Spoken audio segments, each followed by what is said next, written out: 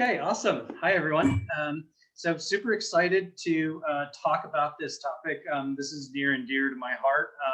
Absolutely love gaming. I've been gaming for most of my life. And at Dell, I actually work as an experienced designer working on innovations around gaming. So super excited to share some of the things that inspire me for the work that I do.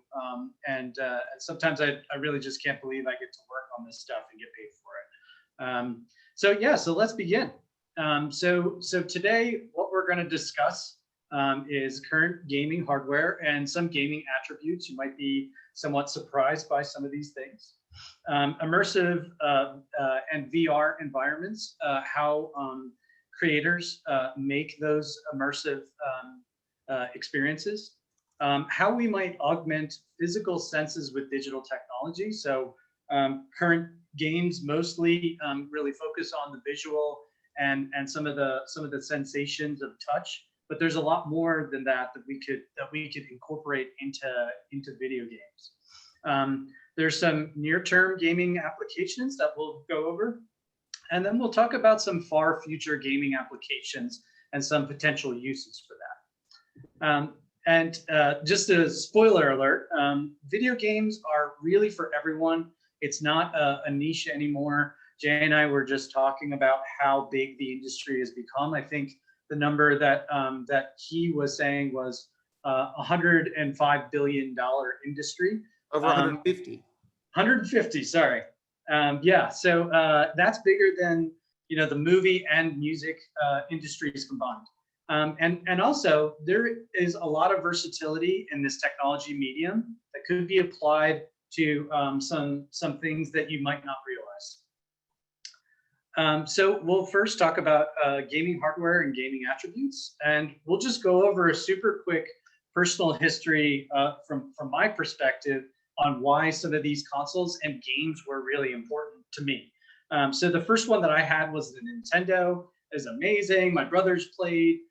It was where I kind of fell in love with video games. Unfortunately, my older brother never let me play as Mario, so it's always Luigi. But que sera on that. The next one was PlayStation 1. It was the first one that could do 3D games. The controller actually had some haptic rumble. It vibrated at specific parts that correlated with what was on the screen. What we're showing here is Crash Bandicoot. And then the Wii was a huge game changer. Suddenly, anyone could play video games. There was no barrier of entry. My whole family was playing Wii Sports. It was super addicting, and the way that you use the controller was super intuitive, right? To swing a tennis racket in the game was exactly like swinging one in real life. The next one is smartphones. The impact of the smartphone community cannot be understated, right? Everyone loves this Pokemon Go game, right?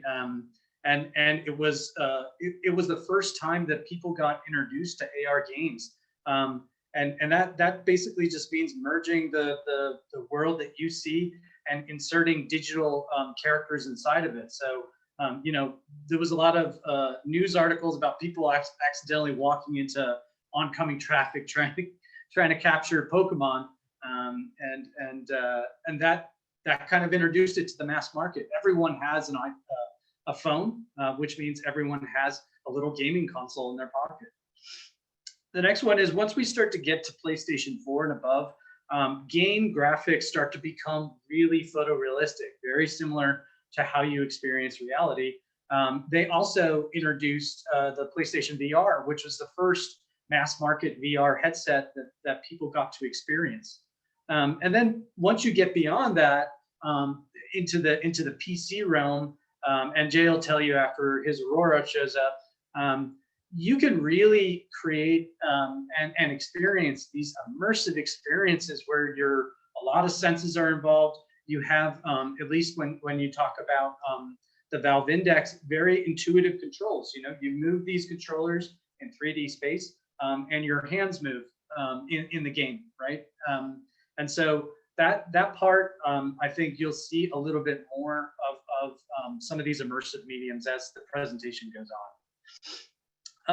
Before we go any further, we might want to just talk about what the definition of a game is. And according to Wikipedia, it involves an interaction with a user interface or an input device, such as a joystick or controller or keyboard or motion sensing device, and just generates feedback, visual feedback for a player. That might sound really broad, and I honestly think this should probably be even broader than that, just to say like, we probably don't need visual in there. It could be any sort of sense, right? But this is a really good segue to talk about Fortnite, which I know a lot of you guys have actually added into the chat, but it's a really interesting evolution of how this game started and where it is right now. So Fortnite, I don't know how many people actually know this, but Fortnite actually started as a base building and defense game battling zombies. And that's not really the experience that most people have with Fortnite right now. And basically they started this way in their beta. And then basically there was this really big groundswell about this battle royale genre of game. And the definition of that, for those of you who don't know, is gamers try and knock each other out until there's only one person left. And it's played usually in a consistently shrinking play area. And then the final person wins. And this had become really popular right after Fortnite released their beta, and they really pivoted, and they pivoted towards what gamers actually wanted at the time. So what they actually did was create Fortnite as a battle royale game, but they kept some of those original mechanics in that first beta, such as base building and defense mechanics, into it, and that became their differentiating factors, which is super interesting. What ended up happening next was people were logging in, dancing, being social, and not really wanting to play the more competitive part of Fortnite. And what they did was they offered a new way to play that just didn't involve any of the competitive nature. So people were logging on and chatting and making connections and dancing. What's better than that? What they did after that is they started to have these experiences that you really couldn't get any other way. So when I talk about metaverse, it basically just means that it's more of a second reality. And what you're seeing on the screen here is actually a Travis Scott concert. And it was amazing. There was 12 million people that showed up and got to experience it. And the experience of it, and I encourage you, if you've never seen this, to just go and watch a YouTube video on it, because the experience of this, of his concert, was nothing like you could get in reality, right? There was a bunch of really immersive, amazing things there. And so let's talk next about gaming attributes, and we'll start with something really basic, and then we'll work our way through some of these mechanics in some current games. And you might be really surprised at some of the really interesting things that games developers do to really make these games really engaging and really memorable. So when we talk about Super Mario, right, and this is a really good baseline because a lot of people have played this game. If you go down the attributes, the graphics were pretty basic, right? They were simple. The physics were pretty basic and simple. You jump and then you come back down, right? The story was extremely basic. There was some sort of evil turtle monster that stole your princess, right? And that's basically all you did. You just ran to the right. The difficulty was consistently high, but at least the controls were easy, right? With the simplicity comes a simple controller. You have a way to move Mario left, right, up, and down, and you have a jump button, you have a run button, and it's really simple to figure that out. It's pretty intuitive. There's not enough buttons to actually confuse most people that pick this game up. So now that we've gone through graphics, physics, story, difficulty, and controls, let's compare these things to where the industry is today. So graphics, obviously, they're photorealistic. We've passed this point of graphics looking slightly off and not close enough to reality. These things, when we look at them, our brains feel like they're real. These are all stills from various proof of concepts and games using some cutting edge game engines. Everyone loves The Mandalorian right now, and I'm sure a lot of you guys have just cut right through season 2. Why I put this in here is actually, the story is amazing here, but the backgrounds were actually generated in real time, as opposed to using something like a green screen, using a game engine. I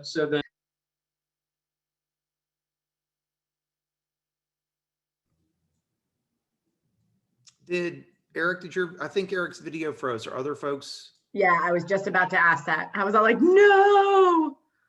Erik. The Mandalorian, I have to hear this. Erik, if you can hear us. Come back, Erik. It's always a question of like, who froze? Did I freeze? Did he freeze? I think it was him. Oh. He looks pretty frozen. Tucson. I don't see him at all anymore. Come back, Erik, please. We're calling you back. We're just talking about The Mandalorian, one of my favorite topics. Come on. Somebody just posted, John Henderson just posted, they use Unreal Engine 4. They started it with the mouthy droid in Rogue One. That's pretty cool. Yeah, a friend of mine who works for Alamo Drafthouse told me that Mandalorian is setting a new bar for production. If you have not gone on and watched the making of documentaries they've got that go along with it, what they have done with the gaming technology, with the Unreal Engine and the vid screens, it's mind-blowing. It's mind-blowing about where this is going to take entertainment technology going forward. It's just so exciting. I strongly suggest you go watch those. I'm going to send Erik another, he definitely dropped, so we should all just make a little bit of small talk. I'm going to re-invite him. It's our last event of the year. Let's all make small talk. If you do not have whiskey in your glass, I encourage that. He's like, I feel very sorry for you. Well, I obviously have it, but it's Tucson. We're going to get Erik back, but Sheri, I think you should regale us with some stories as the other speaker for tonight until Erik comes back. What kind of stories do you want to hear? I can tell lots of stories. Why don't you tell everybody a little bit about your background in gaming? Come on camera until he comes back. Okay, I'll come on camera. And also, I'm now your entertainment. There's also, how did you land in Austin? John Henderson wants to know how you landed in Austin.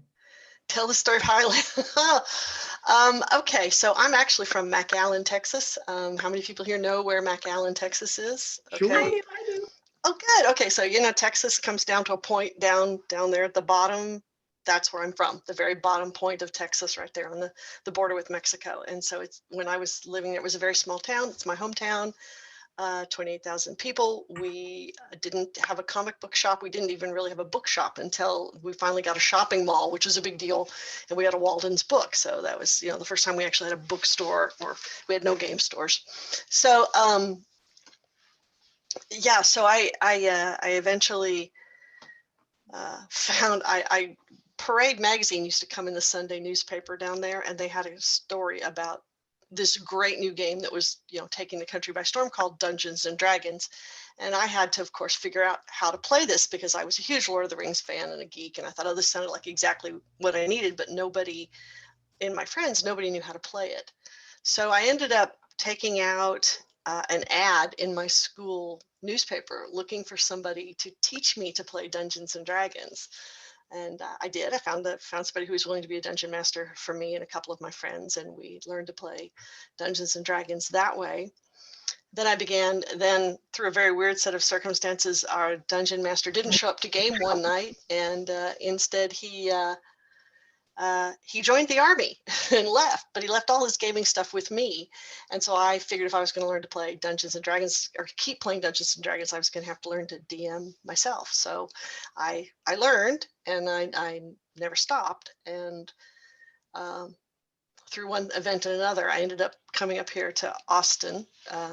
My dad was transferred, and I ended up moving up here as well, and joining, again, keeping my regular weekly gaming group running. I had to find all new players, but I was going to keep running Dungeons and Dragons. And so I found some new players. And in that group was a fella who, I didn't know it at the time, but he was working for Origin Systems. And after he'd been in our group for about 3 months, he said, we've got an opening at Origin for a writer, and you've been writing your own gaming stuff for so long. He says, I think you'd be a perfect fit. So why don't you give me your resume and some writing samples? And so I did. And about 3 weeks after that, I got a call from Warren Spector, who said, why don't you come in and interview? And so I interviewed with Warren Spector. And the next day they made me an offer. And 2 weeks later, I started my job at Origin Systems as a writer and a designer on the Ultima series. My first week, I couldn't believe. I just was like, this is not going to last. They're not going to keep paying me to do this. This is the stuff I do for fun.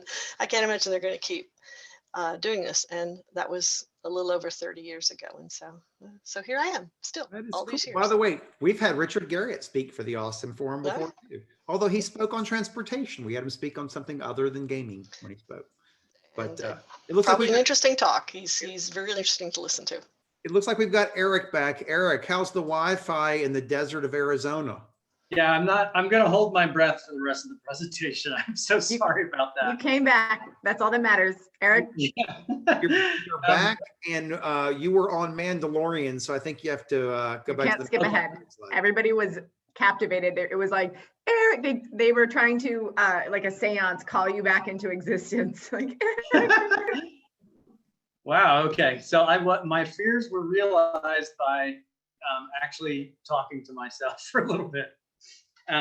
Yeah. So basically, the backgrounds for The Mandalorian were actually produced in real time using a video game engine. They were able to make real time changes to it, like lighting or adding or removing elements to it, and it's really helped speed up their process of production for it. And I wouldn't be surprised if more people actually use it as opposed to just using a green screen. The next thing is, Final Fantasy food just looks good enough to eat. And then physics. Physics are now lifelike in video games. So you can shake up bottles, you can kick over things, and it all behaves just exactly like it would in reality. And this is an example from Half-Life Alyx. And story. This still is actually from Mass Effect, one of my favorite games. And you can actually affect the storyline and narrative depending on the choices that you pick in the game. So on the left side, obviously, you can see your game character looking like he's made a bunch of really good choices. And then on the right side, you can actually see the same character who's made some slightly less good choices here. And it was really interesting because the end of the game actually changes drastically depending on the choices that you make.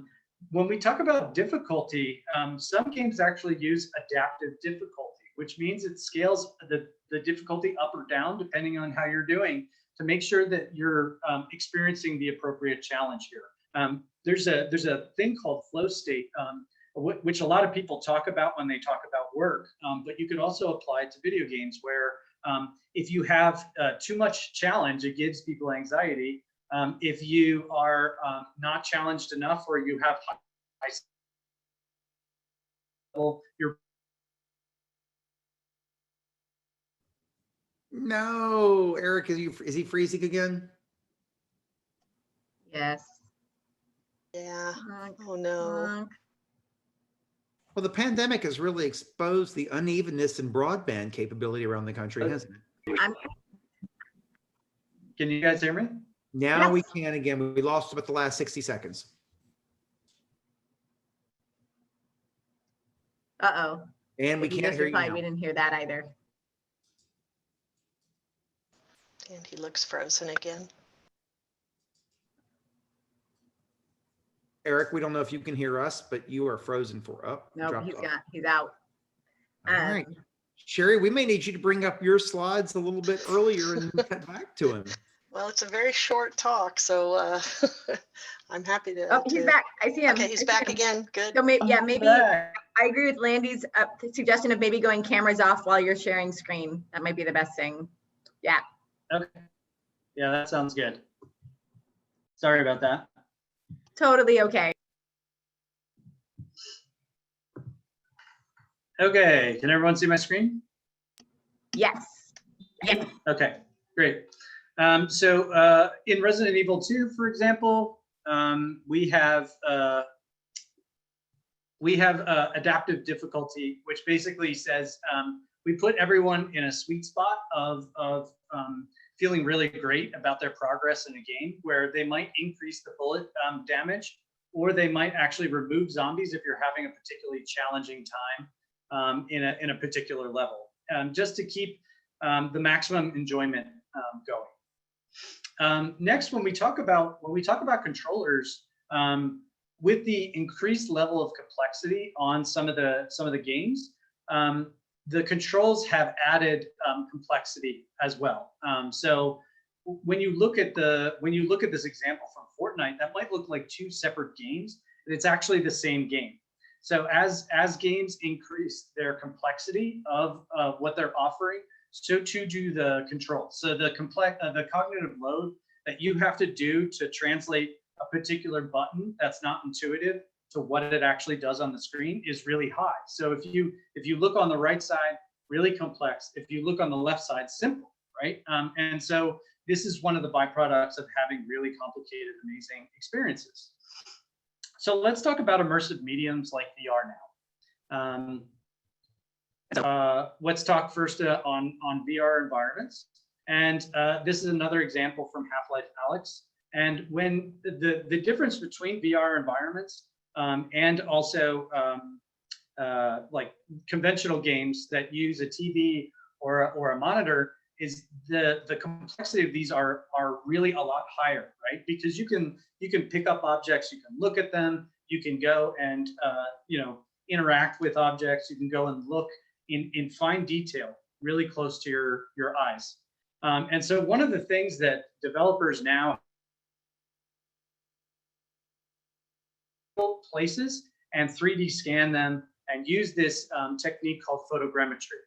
And the way that they can scale these things to make sure that they render properly is using particular tools and game engines to make sure that what they're seeing is at the appropriate resolution and fidelity. So what you're seeing in the background here is Assassin's Creed Unity, and they actually scanned Notre Dame and for a video game, a historical video game. And this is what those scans look like when we take a look. And the really great part about all of this is that they actually use these scans to actually rehabilitate the entire building after that devastating fire. So they use these things to actually rebuild it faithful to its original state. But VR environments are more than just beautiful graphics, though. There's a lot more to it. And so what we want to talk about next is augmenting physical senses with digital technology. And really, we'll go through each one of these senses quickly. And it's important to not get hung up so much on the numbers and values here. And you'll likely need to experience these things yourself just to see how they feel for you. And I would definitely encourage you to, once the pandemic is over, to go and try these things out. So the first thing I want to talk about is what could we do if we wanted to replicate everything? Up to this point, we've really talked about controllers and what you see, but what we really want to do is try to really replicate all of our senses, very similar to a holodeck, right, from Star Trek: The Next Generation. What could we do to actually create something like that? And really what we would have to do is really think about our senses as organic sensors. There's a lot of them, and there's a lot of interdependencies between them. Your eyes also, they're related to your touch, they're related to your inner ear. So all of these things are connected, and if one is saying something and the other one is giving a different value, there's going to be some problems with your brain trying to resolve those differences. And let's not forget about our brains, right? They process in real time all of this information to give you a really holistic view about the environment and the reality that you're in. The first thing we'll talk about is sight. And there's three main buckets of things. There's resolution, which is the clarity and sharpness. There's refresh rate, which is how often you can see updates to what you're seeing. And then the field of view, which is just the peripheral vision that you have. So when you look at these things, you look and see that your site is a lot more advanced than the current technology that we have right now. So when we look at resolution, for example, 60 million pixels versus 16 million, there's quite a deficit there. But really, when we look at the technology and how fast it's advanced, we really feel like that stuff is going to happen sooner rather than later. So for example, the first Oculus released in 2012 and only had 1 million pixels. Well, the iPhone in your pocket has 3.3 pixels, 3.3 million pixels, right? And your site, it can register up to 1,000 frames a second. Most people can't tell the difference after 250. The current technology is at 144, so that's not too bad. The field of view is identical, right? So lots of positive momentum here. This is what happens when the resolution isn't great. What they call it in the industry is a screen door effect. So you can see the individual pixels on the left side, the right side looks reasonably clear. There's some ways that we can increase the performance. Obviously, we have a deficit to get to for what our eyes can see in reality. And one of the ways that we can actually increase performance to get there faster is actually taking advantage of how the eye actually sees in real life.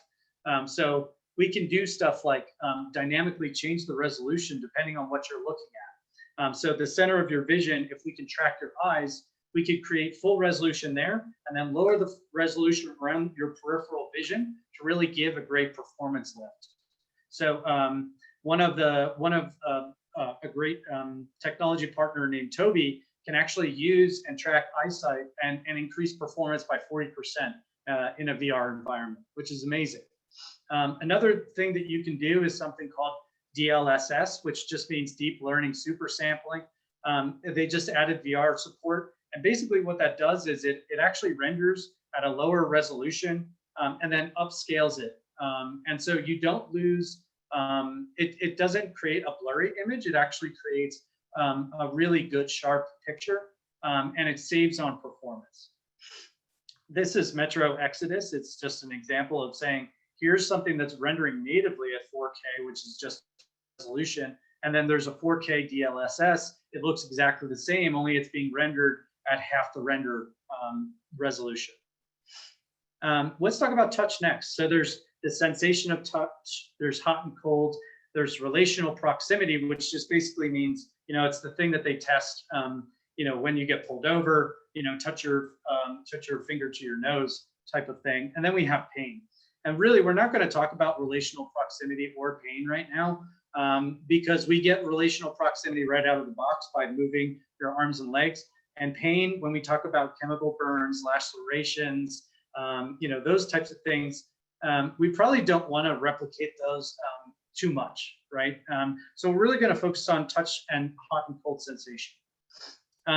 One of the things that Oculus Quest and Oculus Go can do is actually something called inside-out tracking, which basically uses cameras on the actual VR headset to show like for like where your fingers are. So on the left side, you're actually seeing someone move their fingers around in reality, and on the right side, you're seeing a digital representation of those things with her moving the blocks. The only downside to this is that the person can't actually feel the blocks in the VR environment on the right side, right? And one of the ways that you can mitigate that is actually by using ultrasonic frequency haptics. It's basically using high frequency to actually interact and give a person sensation inside of a VR environment without actually holding anything, which is amazing. The other thing that you can do is have vibrations and resistance, and we call that haptics. So everyone has experienced haptics in their life. Their phone actually vibrates, so you can feel that in your pocket. And video games use something very similar to that. The PlayStation 5 just came out, and really what this does is actually creates dynamic tension and resistance. So imagine in a game where you're pulling back a bow to fire an arrow, this will actually have it be harder to push down that trigger. And really what this is doing is it's really creating this amazing relationship with what you're seeing on the screen to the resistance of those triggers. The next thing is a full haptic suit. You can actually feel vibrations and compression inside of a suit that gives a realistic experience to what you might be seeing. There's also a really great controller called the valve knuckles, which basically allows the controller to stay on your hand even when your hand is flat, which allows you to go and grip things. And it has individual finger tracking, so you can grip these things and really grip objects in a digital environment. And actually, it feels the pressure of how hard you're gripping something. The downside on these controllers is actually there's buttons on the top, which aren't very intuitive. But the grabbing and the using the controllers really is. There's also Tesla suit also makes some exoskeleton gloves, which provides resistance when you're trying to grab objects. This is another example from Carnegie Mellon University about trying to do a very similar thing.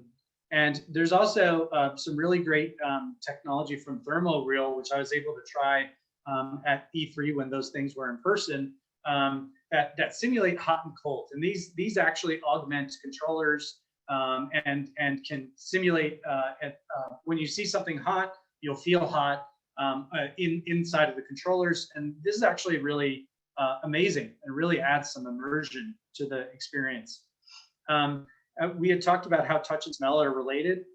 Some really interesting explorations from the University of Chicago, where a person smells specific chemicals that actually make you feel hot or cold by activating a nerve in your nose. And you don't actually, it doesn't smell like anything, so you don't actually realize you're smelling anything at all. Obviously, it's a little cumbersome right now, but really exciting technology. There's obviously some challenges when you consider some natural ways that you might move in a VR environment just by moving your legs, right? Chances are that your VR space that you're seeing inside of your headset is a lot bigger than the room that you're playing in, which causes issues like what you're seeing right now. And so one of the ways that people try and get around this is actually just by teleporting. It's unnatural to do that, but it gets around the problem. Alternatively, you could use a joystick to move around, but that usually gets people sick because your body isn't actually moving. And you have a senses mismatch between what your eyes are registering and what your body is telling your brain. One of the ways that you can possibly resolve this is by using something like this. It's from Catwalk C. You basically use some really slippery shoes, and you can run in place, and you have a nearly limited amount of space to run around in. There's obviously some downsides because you know, it's not really realistic. It might feel like you're walking on ice. Another way is to use a 360 treadmill, and that allow you to run in any direction without running out of space. The only downside to this is that you can't experience elevation and material qualities of what you're walking on. This one is really interesting. I couldn't actually find who actually created this stuff, but this provides you elevation and an infinite amount of space to walk around in, but sadly no material qualities. And obviously he's walking very slowly. So this technology might need to be further refined to be something viable. Let's talk about hearing next. And we'll talk about spatial and the amount of hearing that you get. One of the really interesting technologies that has just come out is Adobe Atmos. It basically allows it to simulate some spatial qualities by understanding the environment that you're in and bouncing sound off of around your environment to create something really realistic. One of the nice things is about this technology is you don't need to actually hard code in a sound coming from a particular channel. The system ends up handling that stuff. One of the real big selling points on PlayStation 5 is this idea of spatial audio. As opposed to having 35 different separate sounds, the PlayStation can do hundreds, and it can do distances and 360 degrees. So think about when you're in a rainstorm, being able to hear individual droplets around you. Pretty amazing stuff. So what about headphones? Well, headphones are really challenging to get right because everyone's outer ear, their head shape, their facial geometry are all really different, and they have a very specific tonal signature there. Valve tried to solve this by having over-ear speakers that just go directly into your ears. So this is from the Valve Index. So let's talk about smell. We have quantity of smell and then the sense receptors inside of your nose. So you can have 400 different types of scent receptors that can detect at least a trillion different odors, which is amazing. Obviously, smell and taste are linked. And so there's some really interesting concepts coming out of the Imagineering Institute in Malaysia. And these researchers were using electrodes to deliver weak electrical currents in and above the nostrils. And they were able to invoke quite consistently 10 different virtual odors. So nothing was there. They were just activating these electrical systems in your nose to create these fruity, woody, and minty sensations. But obviously, this technology looks a tad invasive as well. Hoping to have a better solution maybe in the future that's less invasive. And really, the types of games that I play, do I want to smell what you're seeing on the screen? Maybe not.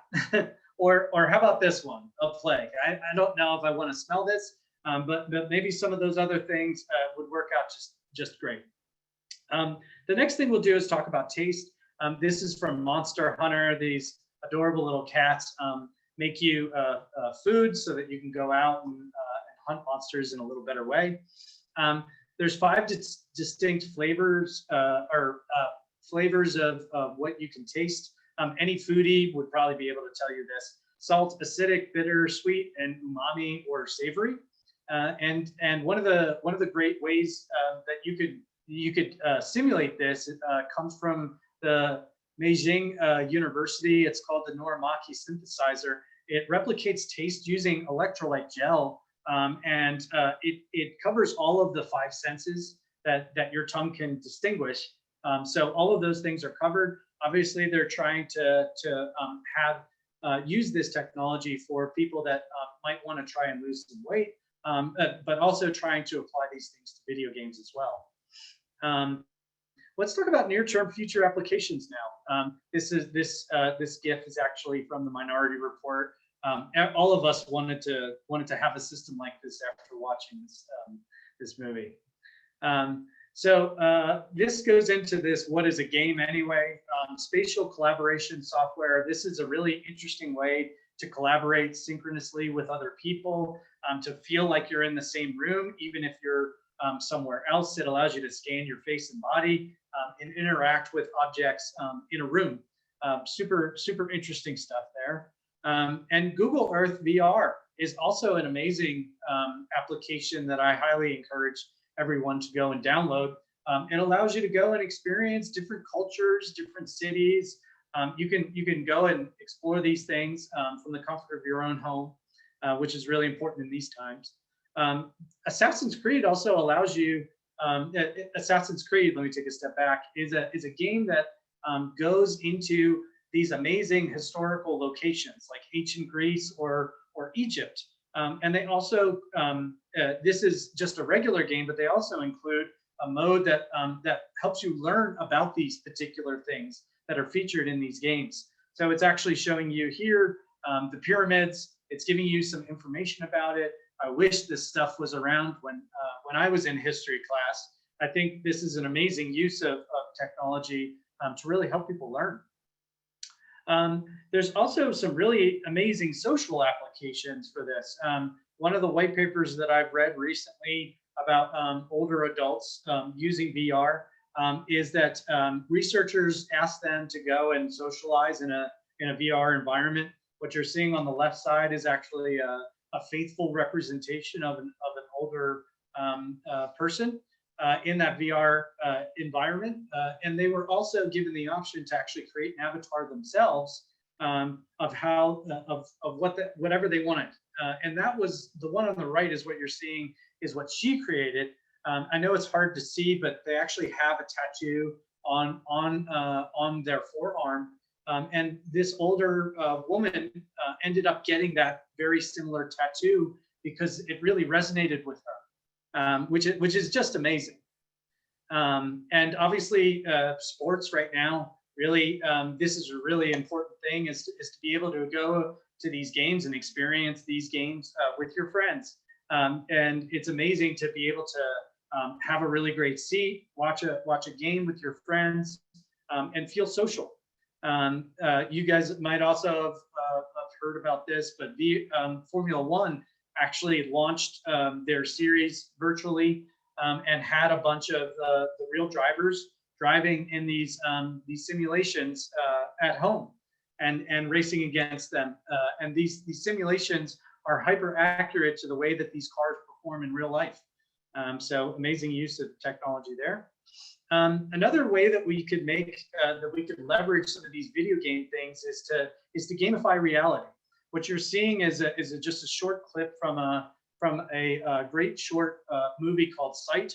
And you can make menial tasks, the things that you don't like to do, fun by gamifying them. So he's just cutting cucumbers, and the AR system is trying to help him, make it fun. So let's talk next about far future. And when we look at these things, we have to really consider the ethics, the regulation, and some of the philosophical considerations of these things. But let's begin and just bear with me on some of these. So we talked about all of our senses and how challenging it is to actually trick all of them. And moreover, there's a lot of them. What about our brain? Why don't we just, it ends up processing all of the organic sensors anyway. And it's, as a computing device, has some serious horsepower. It's really hard to judge these things, but the human brain operates at 1 exaflop, which is a billion calculations per second. Why don't we leverage that and just skip trying to trick our senses and maybe just try and trick our brain into thinking that these experiences are real? So this is actually a PlayStation 2 commercial about PlayStation 9. What was really interesting about this is that, they had this person that inhales the PlayStation 9 and it goes into their, nasal cavity, and it allows them to have these amazing video game sensations using the PlayStation 9. It was an interesting marketing ploy, but a super interesting idea just in general. And so what about using a pill delivery as a means to facilitate a video game? So psychotropics affect the brain's frontal lobe, which basically creates these multisensory hallucinations. Would it be possible to create a safe and controlled experience similar to playing a game by using some of these features? And what you're seeing in the video here is a jaguar turning into a house cat by actively going out and eating some hallucinogenic root that it knows of in the jungle. Well, what about sleep? What about using a sleep-like state? Everyone's had a dream that felt really real, right? And one of the things that the brain does is actually use these very specific chemicals to paralyze our bodies to make sure that we don't go out and act out our dreams. And scientists have conducted a bunch of experiments to achieve lucid dreaming, which basically means that you can affect the outcome of your dreams and decide what you dream about in 53% of the participants during a trial period, with 17% of those people being successful every night. And you could pair this with some low frequency. So 19 hertz is below what we can hear, but it causes us, anyone that hears that decibel discomfort and dread. It's frequently found in houses that people perceive as being haunted. There's also 7 hertz actually is something called makes the brown note, which is actually it makes you want to use the bathroom. I don't know if you'd ever want to use that frequency for a video game mechanic, but I probably wouldn't beta test that one. What about neural connections? Very similar to what we saw in the Matrix. Could we use something like that? Well, there's a bunch of companies currently working on this stuff. One of which is Emotive, and they're able to use a bunch of hardware to actually scan your brain, and what that's called is an EEG. And you could definitely incorporate this into video games, and you could react at the speed of thought. MIT has done some studies around leveraging some of an EEG to actually move and activate certain things in a video game. For example, thinking about turning on your flashlight turns on the flashlight in a video game. Obviously, this would be amazing for people that have some sort of physical disability to still be able to play video games, right? The only downside to using this technology is that it takes a little bit of time to train the system to understand your brain signals to actually go and do those actions. Some people might have already heard of Neuralink. It's actually one of Elon Musk's side projects. The slogan is, if you can't beat them, join them. And he's proposing to use small robots that connect electrodes to the brain so that you can have an interface with the brain to a computer.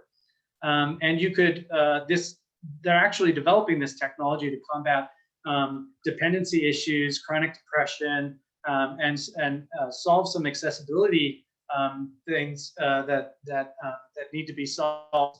But you could also see this technology being used for video games to leverage those things. Currently, they've actually implanted a chip inside of a pig, and it was able to predict. It was able to document and capture brain signals, and being able to appropriately guess the pig's movement based on those brain signals. We could leverage some of the things that we had talked about in that dreamlike state, and document some of the movements, and be able to simulate that in a video game. Would be kind of interesting. So let's talk about game complexity and scale. What would be, how could we create games that don't have these processing limitations on scale? An excellent game that's out right now is called No Man's Sky. It attempts to replicate a bunch of planets that you can go and explore. Wouldn't it be interesting to create a game the size of our entire reality? Every atom, every molecule, every planet in the universe, what would that take? Well, it would take a computer with near infinite amount of computing power. So you might think that's probably impossible. Well, it's not impossible, at least in theory. If we were able to capture the power of the sun using something called a Dyson sphere, and these schematics have already been worked out, and in theory, these things could work. So sometime in the future, we can make a Dyson sphere that would give us limitless amounts of energy, making near limitless computing possible to actually run a simulation the size of our entire reality.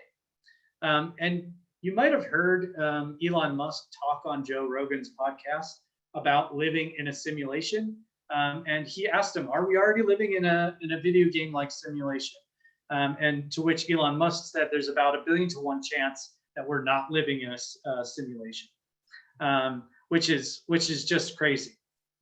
If we talk to Neil deGrasse Tyson and ask him the same question, he said that it's better than 50-50 odds, and he can't find any strong argument against it. So it could be that we're already experiencing a video game, right, in our own reality.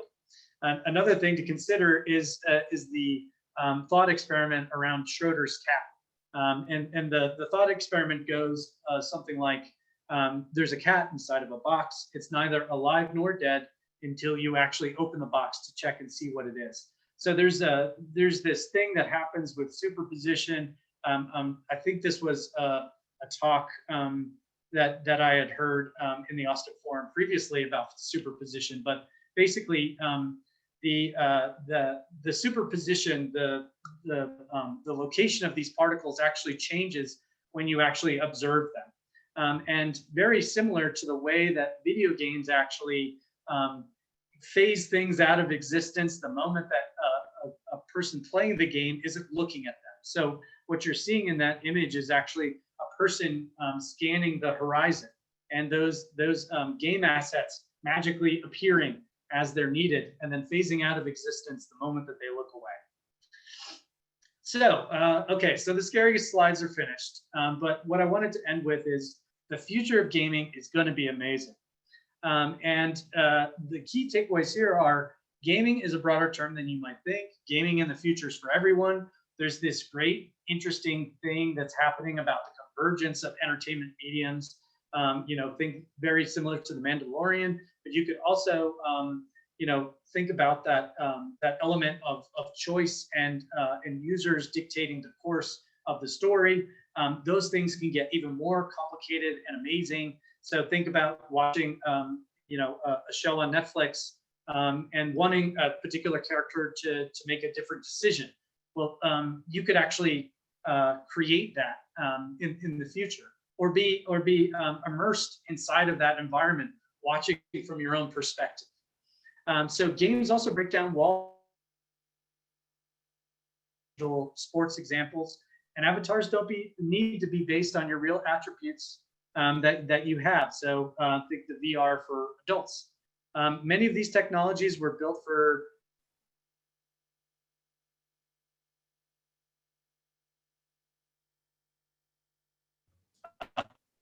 No. Did I lose you again?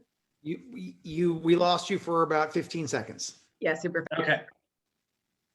Yep. So right. So games break down walls that bring people together. Avatars don't need to be based on your real attributes. And many of these technologies are built for gaming, have non-gaming applications, such as helping people with mental and physical impairment. Think of Motive and the Neuralink examples. There are simulations that video game engines could be helpful for. That one's a little bit of a stretch, but it's certainly possible. And also teaching, Google Maps, Google Map VR, and also those history examples using Assassin's Creed. And present day games usually only focus on sight, touch, and sound. And the future of games are going to be even more immersive and feel real using all of our senses. And that brings me to the end of my presentation. Thank you for bearing with me for my connection issues. I'm always down for digital coffee. If you wanna connect, be glad to talk in more detail about some of the stuff that I discussed in this presentation. And with that, I'll hand it back to Jay. Thank you guys for listening. Thank you, Eric. And Eric will stay on for the Q&A, which starts in about 10 minutes. Before we go to closing slides, though, we're very fortunate to have Sheri Graner here. She is an experienced gaming professional. She has spoken to the Austin Forum before long ago. Unfortunately, she had a bunch of things that ate into her time over the last couple of months. So we didn't think we were going to be able to get her to co-present tonight, but at the last minute, she was able to free up some time. And Sheri, we are very, very grateful for that. I know you have a few comments you want to make, so we're going to turn it over to you. Hey, well, thank you very much. I really do appreciate you making the time for me to come and co-present. I'm sorry I couldn't do a bigger or a longer presentation, but hey, we've got some time in the future. Let's see what fun things we have coming up in the future. Let me pull my slides here. Eric, that was a great presentation and really fun. And I'm like, well, I really went a totally different direction from you. So this will be kind of fun and kind of interesting here. Let me see if I can figure out how to make this all work. Should be the share. I know you're a Teams user, but in Zoom, it's yeah, the screen option in the bottom of the middle. I want to make sure that I get my slides up. And Eric, there's a question here. Thanks, Eric. Great job. What's the best method of contact? He had his LinkedIn up there.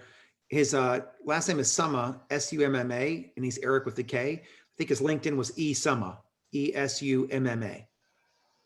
Yeah. On LinkedIn. So let me know when you guys can see. Eric.summa@dell.com. I'll put it in the chat. So let me know if you can see my screen and see my slides there. We got them? Not yet.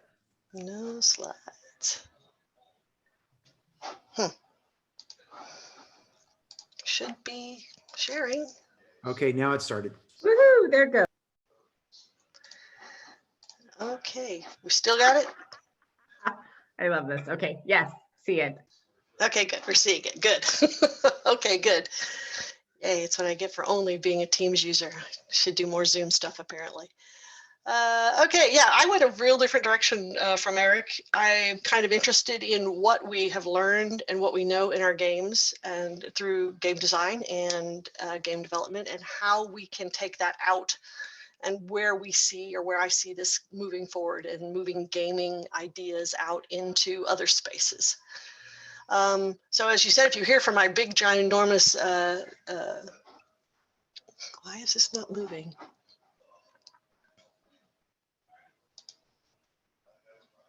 Is it not going? There we go. Okay. As you've heard my big, long introduction piece, I'm Sheri Graner, originally from McAllen, Texas. I'm currently with Dimensional Inc. here in Austin, where I'm serving as their lead of their systems team on the DC Universe Online MMO. I've been in the game industry since 1989, where I started at Origin Systems as a writer and designer on the Ultima standalone games. Yes, those predate the Ultima Online. I've worked for a whole bunch of different companies: Shell Games, Sony Online Entertainment, Cartoon Network, Her Interactive, Electronic Arts, and the U.S. Department of Defense and the U.S. Navy. That was a lot of fun. I did some training games for them.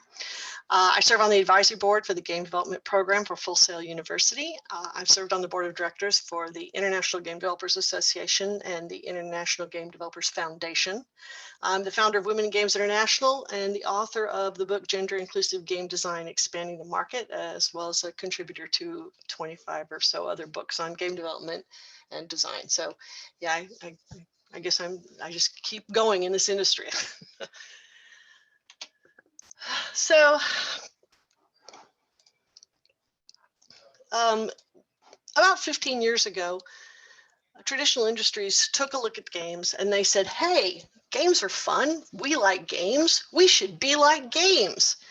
And they started to give people ways to like earn points and earn badges by continually spending money. And they said, you know, behold, we have gamification.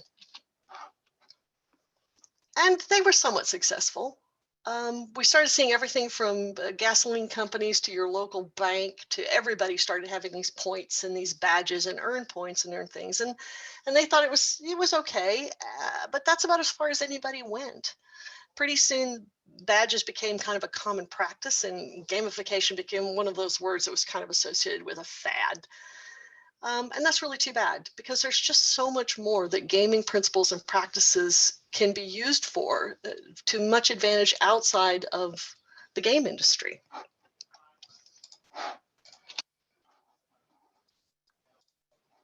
So one of the interesting things about games versus other types of software is that games are the only type of software that no one has to use. Games aren't required for anybody to do their job, well, unless you're a game designer, but they're not life and death. You know, they're not accounting packages that you have to use at your job. They're not a word processing program or systems control packages. Nobody has to play a game. And that makes a game designer's job very interesting.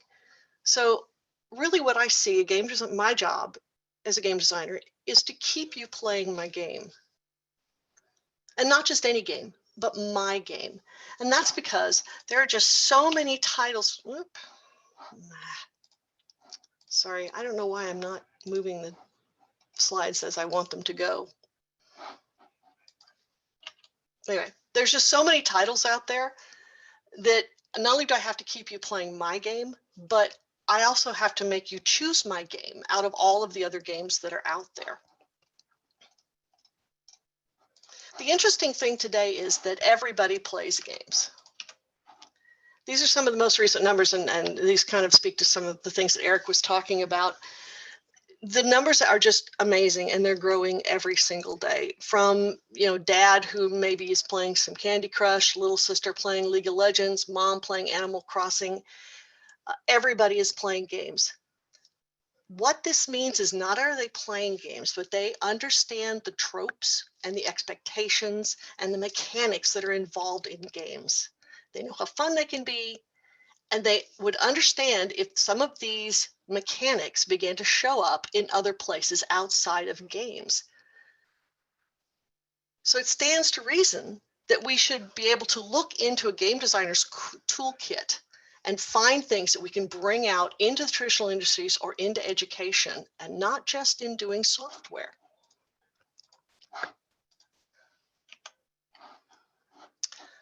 So there's a lot of tools and a lot of things we can talk about. As I said, I didn't have a whole lot of time to dig a whole lot of this out, but there's two different things I wanted to talk about. They're kind of on opposite ends of the scale. But they're two different things that we're finding in games that I feel are particularly important for us to understand and for us to bring out and think about how we can use them going forward in areas outside of the game industry. And the first one is the gotcha mechanic, and the other one is the entire concept of failure. Now, gotcha may not be a term that's common or that's commonly known by everybody. It's becoming quite a common terminology we're finding in games and people who are playing games. It's probably one of the most popular mechanics that we're all exploring right now in games, and this is due directly to the rise of the free-to-play mobile game. A gotcha game is somewhat like a cross between a redemption game, like the kind you see in arcades, and those gumball machines that have lots of different little toys in them. Redemption games have a really long history and a long tradition in arcades. Those are the kind of games where you play the game and then you win a coupon. And then when you gather up enough of these coupons, you can take them over to the arcade store and you can trade them for prizes. Different prizes cost different amount of coupons. So you can either save and hoard up all of your coupons and then go over and buy the really big prize, or maybe you just have two and you get the little pencil eraser that goes on the top of your pencil. Skee ball is a big example of that, very traditionally considered to be a redemption game. Now, in the gumball machines with toys, you can basically see what kind of toys are in this machine. But when you put your money into it and turn the knob, you don't know exactly which one you're going to get. You hope that you're going to get, the Super Ball with the sparkles in it, because that's what you really want. You see that there's some in there, but you don't know for a fact that that's what you're going to get. So gotcha kind of combines these two concepts. You play a game to get a currency, and then you go to a place in the game and spend that currency to get a random pull or a random drop from a particular vendor. How much you want to spend dictates the quality of the group of items you will win a selection from. And there's always a chance of getting some really coveted item, something that's really special or really rare. There's a drop rate that we as designers put on these particular rare items, and that means we have to be very careful of balancing how many people get it versus how many people want it and how often and how common it is to drop. We need to keep people really, really wanting them, but not getting so discouraged that they give up and stop playing. So why is this such a strong mechanic and something that we need to think about? It gives our players and it gives the people involved with the system a certain amount of feeling of control. They feel like they can control what they're doing, how much they're going to spend, and when they're going to spend it. And yet there still is the thrill of kind of the slot machine grab bag. When I was a kid, back in McAllen, every Halloween we would have a big carnival at the local elementary school. And it was one of the highlights of the year, the big Halloween carnival. And oddly enough, one of the favorite booths at that carnival was a very simple game where the kids would come up and they'd give their ticket, and they were given a fishing pole, and they would pull the line over a curtain that we had drawn halfway across the doorway, and somebody on the other side of the doorway would pick up a bag from a bunch of little bags that they had sitting close to them, and in that bag were a couple of little small toys and some candy and some gumballs and things like that, and they would then attach that to the end of the fishing pole and tug it, so the kid on the other end would feel the tug and then would pull back and they would get a prize. This is very reminiscent of the whole gotcha mechanic. So you're going to pay for it and you're going to get something back. It's a surprise. You don't know what it is, but it's going to be value. And that anticipation and that excitement of what you may be going to get is a whole lot of the value of the whole gotcha mechanic.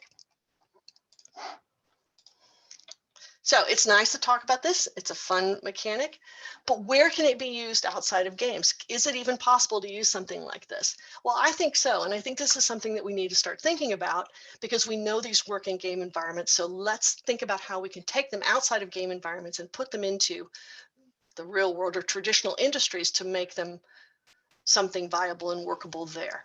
So let's talk about schools, for instance. What if we took this kind of a gotcha mechanic into a school environment? Well, if we had, say, for example, that for every correct answer a student got on quizzes throughout the year, they won a token.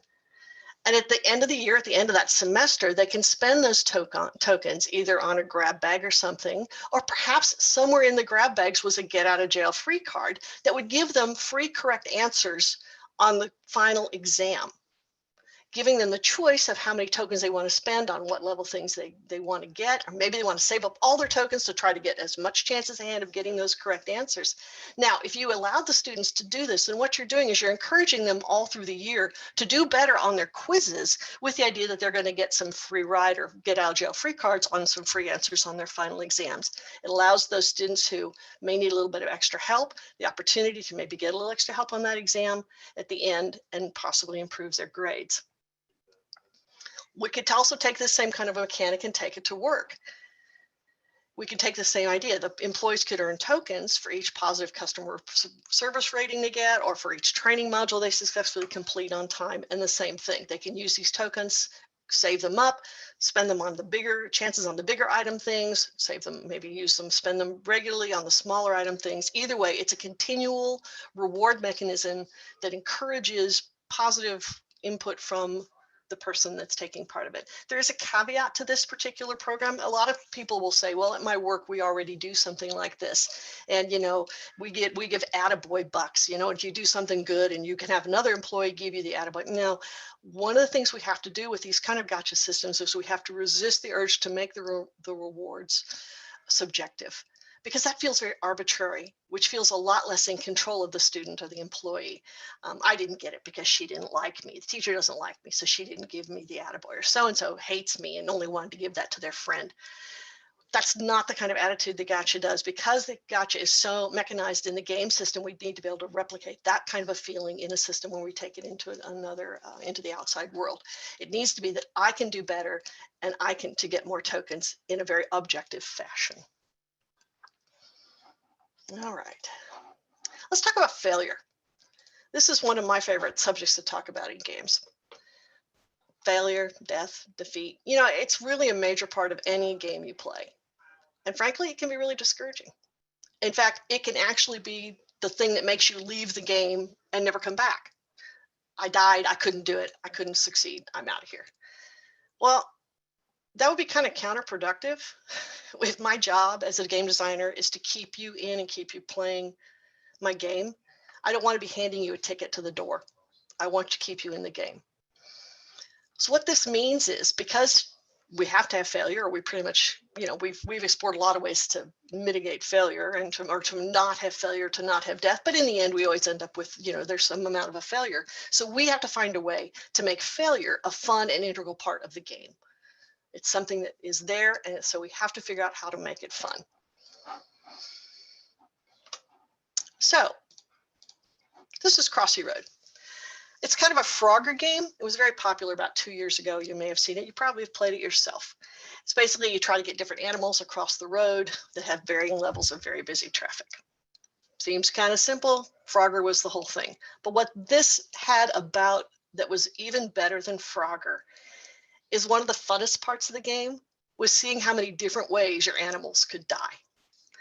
They were smashed by vehicles, they were run over by trains, buses, cars. In this case here, the car actually flips over the chicken after the chicken is on the road. There were sound effects, animations, all kinds of things that made it really funny when your animal was smushed and didn't make it across the road.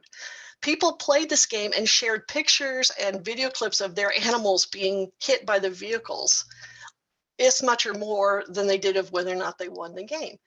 Was this the purpose of the game? No, obviously the goal of the game was to get your animal across the road, but losing was actually fun and funny, and the people kept playing. So we see a lot of this when we get talking about development and work. Fail early, fail fast, fail often. How many of y'all have heard that phrase? I'm sure all of us have at some time, or particularly if you're in software development. This is a mantra pretty much from agile production. Fail early, fail fast, fail often. Well, it's a good one for production. It's also good for the games itself. In Crossy Roads, you fail within the first 30 seconds of playing. You're going to get run over. And you immediately get a funny picture of how your critter was smushed, immediately.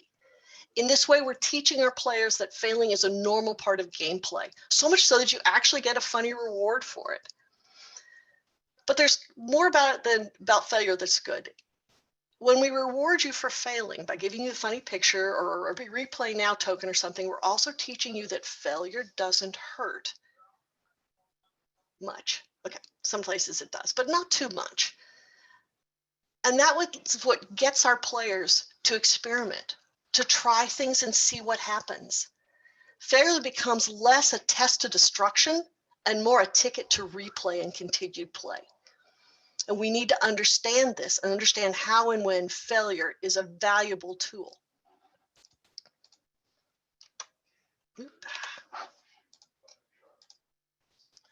So this is a saying I'm sure all of you have heard. We learn more from failure than we do from success. We've all heard this. And we all probably nod our head, and we probably all agree.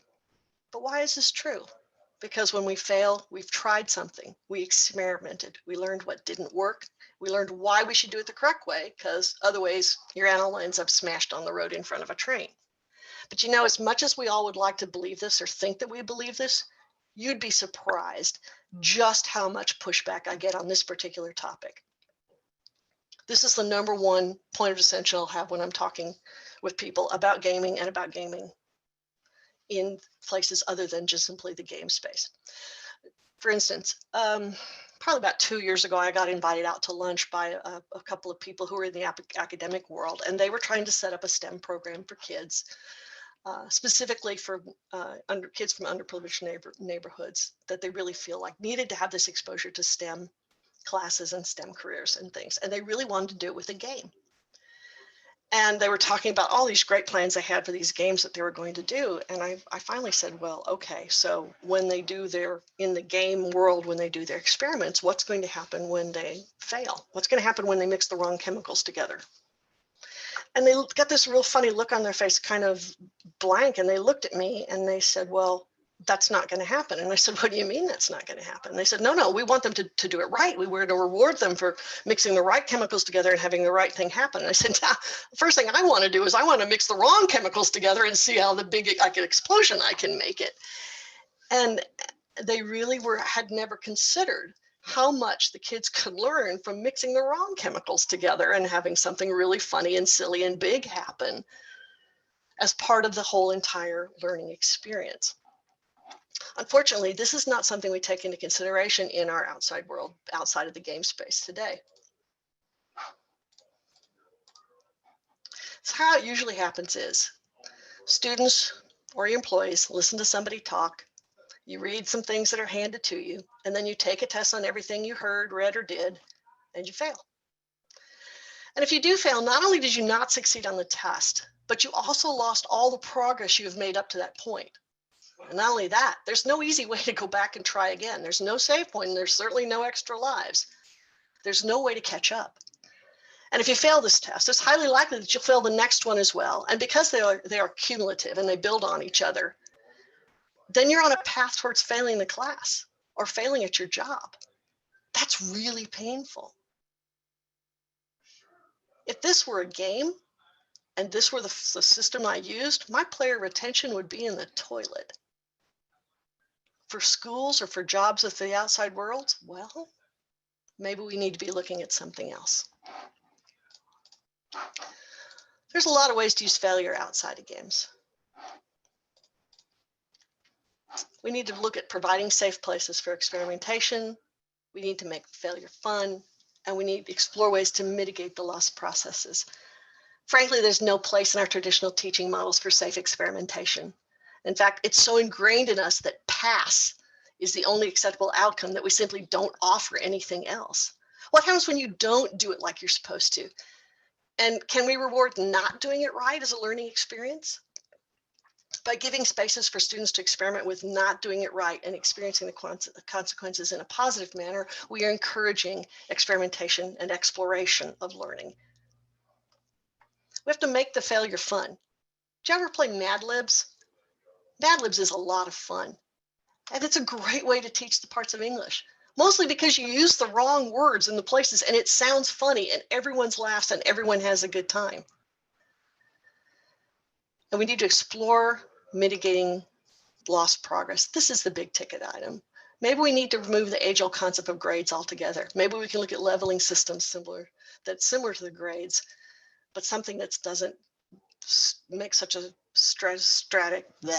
doesn't make such a stratified system. Lee Sheldon has a really terrific book on this called The Multiplayer Classroom. It's on gaming principles applied in the classroom. I highly recommend this. He has a lot of suggestions for ways that we can make this work. Speaking of work, we need to encourage and reward effort and experimentation, even if it fails. I've only ever worked with one organization that does this and does this well, and that's DARPA. DARPA has an amazing program.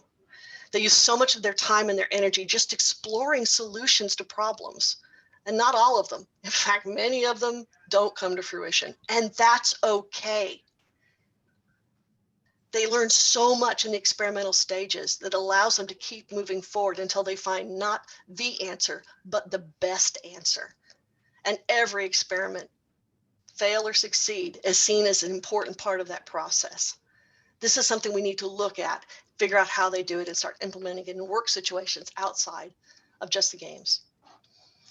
The other thing we knew is we need to build failure time into schedules. We have fail fast, fail early, fail often. We hear that all the time, but nowhere in any schedule I've ever seen is there any hard time set aside to pay for the failure. I would work this to also add and make time to fail, and don't penalize people for it, because that is the best way to learn, and it's the best way to find the best solution. So really what needs to happen is we need to move beyond gamification. This is so much more than just, yeah. Just time checking to make sure you know we're a bit over. So Yep. we ended at 7:45, but are you close to wrapping? This is the last slide. Ah, great. You got it. Yeah.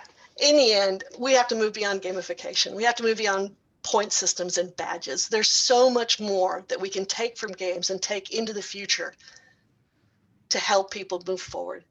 We need to look farther than just the badges. We understand that the people that we're working with today, the students and the employees, are most likely game players and are already familiar with these mechanics. We need to use the techniques like the gotcha to encourage success and to encourage moving forward. And we need to use failure as an accepted method to teach. That's what I've got. That is awesome. Thank you, Sheri. I hope folks will take a lot of those takeaways into their planning for 2021. It was nice to end the year with that set of takeaways. Thank you, Sheri. Thank you, Erik. Now I'd like to welcome Carl Popham of Austin Energy, also of the Austin Forum Advisory Board. He is going to moderate the Q&A. Because we're running a little bit behind schedule and we want to get to the games, I'm going to ask Erik and Sheri to give quick answers to questions. And Carl, go ahead and start pulling your favorite questions. When you say the name of the person, Jessica will promote them if they're still here. If not, you'll just ask the question yourself. So pick your favorite questions, Carl.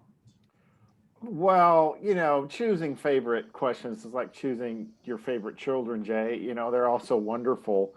But it's really great questions. Keep the questions coming. There's still plenty of time to ask questions. So I'm going to start with one from Ellie Lyles. She asked a few, but specifically, I want to hear a question about the balance of creativity. And I'll bring her up too, so she can dialogue too and ask any additional for a short period of time. She will pop on. Quick questions, quick answers. Quick questions, quick answers. Hi, Allie. Allie, you're live. But we can't hear you. Your mute is on. Not the Zoom mute. Hold on. There you No, go. we hear you, we hear Oh, you. good. I was like, no. So I'm sorry, it cut out. I had a couple questions. What was the question? That's right. So Allie, you did what we called played the board.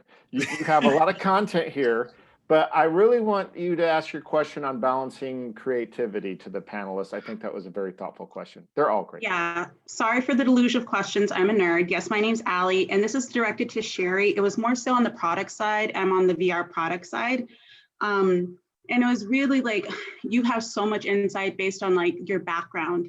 And so I was wondering, when you have a hunch or like this, like something you want to try, something you want to test, like how do you pit that up against what the business might want product wise that might go against what your gut is? Very good question, and something we deal with on a very regular basis. There's two ways I deal with it very specifically. The first way is if I can tie it to a bottom line or a number or player feedback, and I can show that it's going to improve the product, particularly if it's going to improve the bottom line of the product, that is the thing I will always bring up first.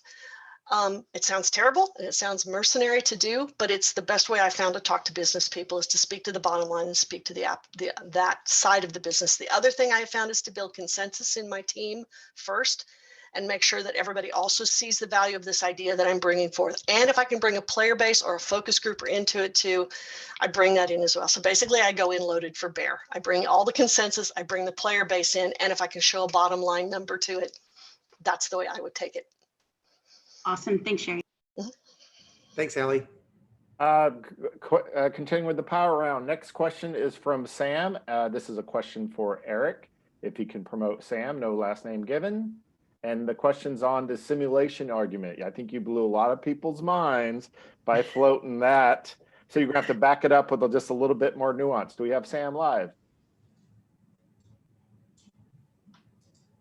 And Sam, make sure you unmute yourself, sir. All right. Hey, Hi, Sam. yeah, Hey, wanted to know what you guys thought about the simulation argument. I guess it just shows that one of the three propositions are true. But how do you think Elon Musk can claim that we're living in a simulation? Well, first of all, before Erik answers, I actually created the simulation and I'm running it. And I apologize for all the bugs in 2020. I am going to try to fix this for 2020. Really? So you're the puppet master, Jay. That's good to know. Thank you. I messed up this year. Yeah, I want a new version. Patches I coming want up. to find the designers and beat them. It's a terrible design. Yeah, what the heck happened this year? Even in the story of the Matrix, they said version 1.0 was a utopia, but human minds couldn't accept it. So then they had to put in all the angst to make it more real. Yeah. Erik, you want to expand on that? Sure. Yeah. So I think that the natural evolution of compute is to eventually try to recreate reality. I think that's what all video games are trying to do in some way or another. And I think that there are people that are a lot smarter than me that have found causality with that theory and where technology is going. So for me, I think the main thing to think about is like, if this is a simulation and we are all just acting on our own, code, then it really doesn't matter that this isn't base reality. What matters is we all just go and live and live our best lives, right? And I think when you really start to decode how our bodies work, how we interpret reality, natural selection, all of those things, you really get the general sense that these things are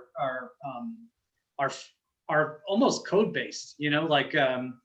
How does a squirrel know to bury nuts? Those types of things. No one teaches the squirrel to do that. They just kind of know it, and that just seems like a computer program to me. So I don't know if that answered it or not, but I think the main takeaway is like, if this is a simulation or it's not, it really doesn't matter.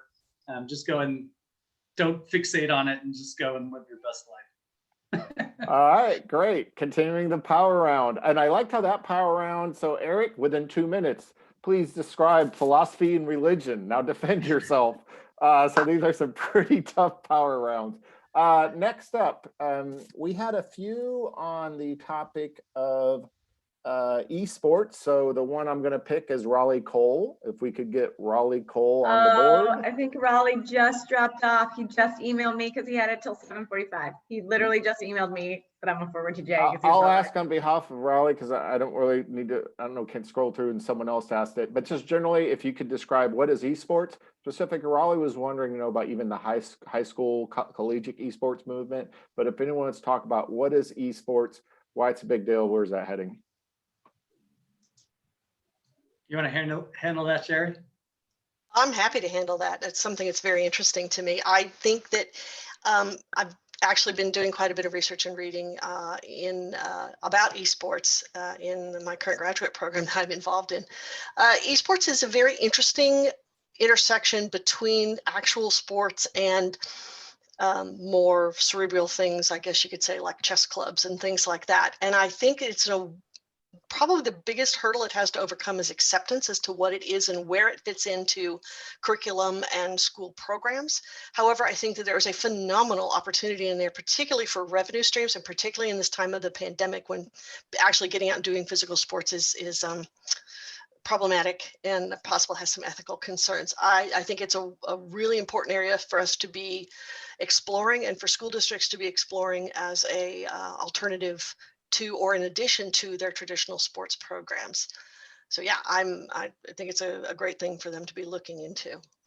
And Eric, can you answer how big is esports, and what is it? Can you give a definition Well, and how big is it? I'll build on what Sheri said and just say that there's a very interesting thing about esports where a lot of the big games there's more people watching than actually playing. And the special formula for a successful esports game, for the most part, and this isn't just a 100% type of thing, but the base game is completely free. So people will become fans of a particular game and watching a particular game. And then they'll also want to try it for themselves.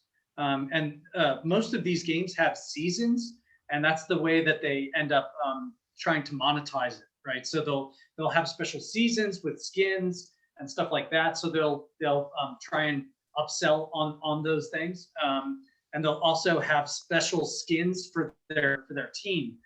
You can buy physical jerseys for esports teams right now, but you can also buy specific skins for the game for the teams that you really love. And I think that's really interesting. There's a very they're following very almost 100% like a conventional sports, what we would consider conventional sports, like basketball or There are arenas now for it. The total revenues in the hundreds of millions of dollars now. There Right. are people making millions of dollars a year if they're Right. at the top of the sport. It is crazy. right. Yeah, there's athletes, there's arenas, there's sponsorships, everything we'd think in any kind of professional games here in the US, the big ones being, basketball, football, same thing. Korea, very large as well. I think we have time for one more question. We have about 5 minutes left. We have time for a couple more. Okay, Power Round continues. Can we promote Humberto Santos, please? We had a few questions on ethics. So Humberto had a question on ethics and basically the gamification pervasive practice, probably microtransaction, those kind of things.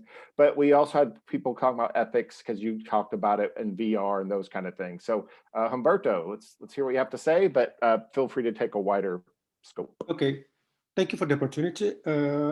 Whenever we have these big technological leaps that we have in gamification, usually there is some ethical aspect embedded in that.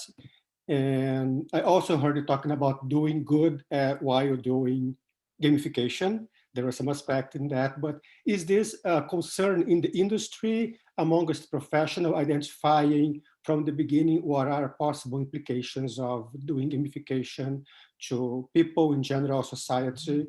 And what is your perspective on that, please? Thank you so much. Am I taking this one? Yeah, absolutely. I am pleased to say that I've not been with a company yet that didn't begin communications about microtransactions with a discussion of ethics and making sure that we're walking the line to staying on the good side of it. I was at EA during the big loot box debacle. I was not on that team.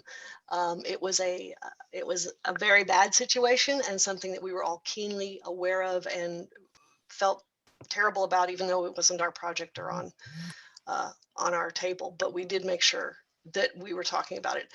Usually our conversations about these types of things come to a balance of value for what the money is and making sure that the players, if they are spending money, that they are getting something of actual value. And also key to this is the whole concept of choice and the player choice.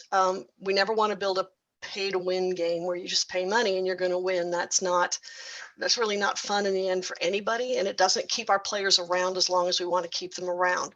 So it's about a balance of the value that they're getting for their money, and also making sure that there always is a time versus money trade-off, that if they really want to just spend the time in the game, that they can get the same kind of things as those people who want to spend the money.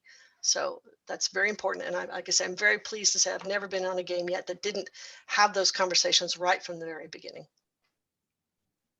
Yeah, and to build on that, I think the right way to go with microtransactions. We talked a little bit tonight about expressing yourselves in a video game environment. So the things that don't actually help you get a leg up on someone, give you an unrealistic advantage over other people. So it could be like getting a new dance move or cosmetic only things that allow you to express yourself a little bit more are acceptable ways to monetize or have microtransactions. Yeah. In the news, that was some pretty high profile on is loot boxes predatory, and there was some famous term used to a commission, I think an EU, and EA would refuse to say the word loot boxes. Their lawyer would use the words surprise mechanics. So that became a meme across the gaming. She used the word, she just refused to say the word loot box. No, it's surprise mechanics. And the other quote, and I had to pull this one, they're actually quite ethical and quite fun. But yeah, I think that's very ethics in anything, and that's always going to be of interest to us folks here at the Awesome Forum. So thank you, Roberto. So we're going to do one last question. This is what we call the happy hour round. This is the questions you normally don't get in a panel or up front. This is the drink on the side. And so the question, and I'm going to extend it to both of y'all, but the question came to Erik, and it's from Kyle Renfield. Kyle, are you on live? Yes, Kyle's So Kyle here. has a question Getting for promoted. Erik, but Kyle, we're also going to ask it of Sheri and close on this note. I think this is a good closing question. Kyle. And it's regarding to the question on what he's working on. Yeah, for sure. Thanks. So I was just wondering if there's something you can share that you're working on at Dell that's not confidential. But since this is a happy hour round, confidential is highly encouraged. And Erik, as a co-Dell employee, I remind you this is being recorded and posted for.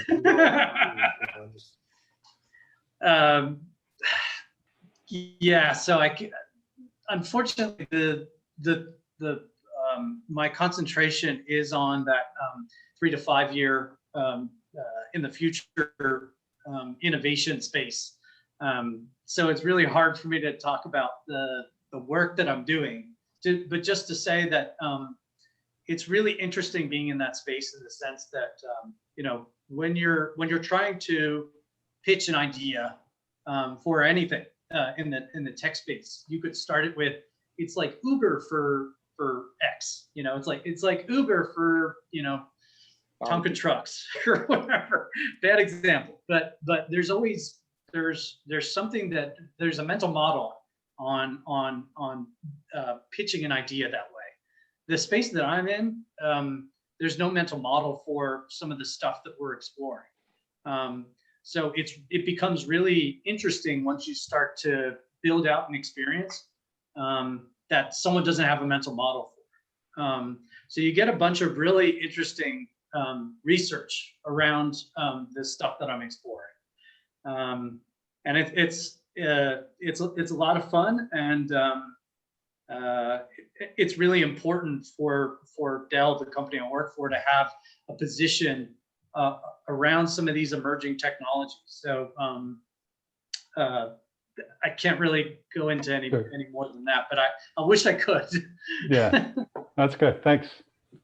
And Sheri, same question to you, please. Anything interesting? And hopefully you do a better job of giving insider information than Erik did. That was a fail. Well, I wish I could give you some really great news, but the game I'm on is that I'm working on right now is live. So, you know, it's a great game. It's a lot of fun. I think the most exciting thing I can say about our game is it is a 10-year-old game.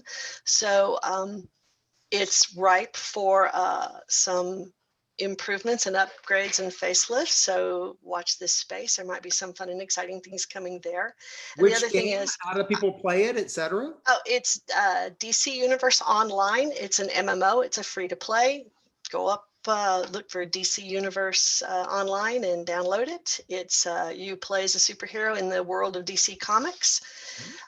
So lots of fun things coming, and I have to give a lot of credit to Dimensional Ink. There's no intention of ever falling into the trap of doing a DC Universe Online 2, you know, like, you know, EverQuest 2 and those other things that have done the 2s that haven't always been terribly successful. So we are kind of onward and upward with our license, and we've got a lot of really fun things coming down the pipe.